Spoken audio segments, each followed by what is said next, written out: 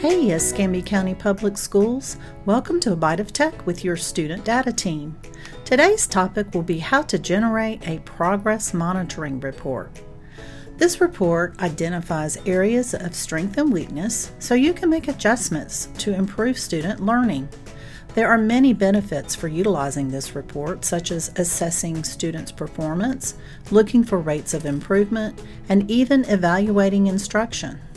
So let's get started. On the Focus Portal page, navigate to the Reports, and then select District Reports. From here, you will select Assessment, and then Progress Monitoring. For your convenience, a link to a Progress Monitoring data guide has been created, and you can click the link here for more detailed instructions. Find the report you would like to run based on appropriate school level and desired subject, either ELA or math. If you're a high school teacher, your ELA and math data is combined in a single report. For this example, we'll be looking at a middle school math report. Choose your report, then select Run, and here you'll see the results of the report, the total number of student records. You can even turn filters on to better analyze the report and guide future instruction. I'll show you an example of this when we work in the columns of the report. Let's start with what each section means.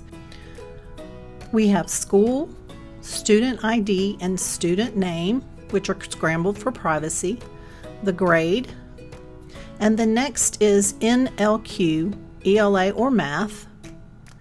A Y identifies a student that is in the lowest quartile for that subject. I can select the filter drop-down and select Contains and type a Y to populate results on only the lowest quartile. When you're ready to view all students again, you can simply select the Clear All Filters button. Next, we have the ESSA subgroups, Every Student Succeeds Act. These are marked with a Y if the student meets the criteria. So we have race, we have economically disadvantaged, we have students with disabilities, and English language learners. And this includes those students who are no longer receiving services. If the student has a 504 plan, it will be marked with a Y. Course is the next column, and period. These sections are omitted on admin school level reports, and it only shows on the middle school reports. Then the teacher name. The columns in the next section will vary depending on the school level and subject that was selected. The information in this section is going to tell you how the student scored on their PM3 test at the end of last school year. For elementary schools only, there will be a column that'll show the previous year FAST PM3 test taken. For ELA, you'll see FAST Reading, STAR Reading, or STAR Early Literacy. For math, you'll see STAR Mathematics or FAST Mathematics. Next, you'll see the previous year FAST PM3 Math or ELA scale and the previous year FAST PM3 Math or ELA level. The information in the next two columns are target goals for the student that are necessary for the student to have achieved a learning gain from last year's PM2 to PM3 testing. So these are the PM3 Math or ELA target scale or the PM3 Math or ELA target level. Then we have the PM1 Math or ELA target scale, which is the information that is necessary for the student to achieve a learning gain from last year's PM3 to this year's PM1 testing. The information in this next section refers to the data gathered after PM1 testing has concluded. So you have your PM1 Math or ELA scale and the PM1 Math or ELA level. The column Met PM1 Math or ELA target helps to determine the impact of the summer slide. This will have either a Y for yes or an N for no. The PM2 Math or ELA target scale score will be calculated based on information gathered after the PM1 testing. This will allow you to determine if the student is on track to make a learning gain. The PM2 scores populate after the PM2 testing. The information in this section refers to the data gathered after PM2 testing has concluded.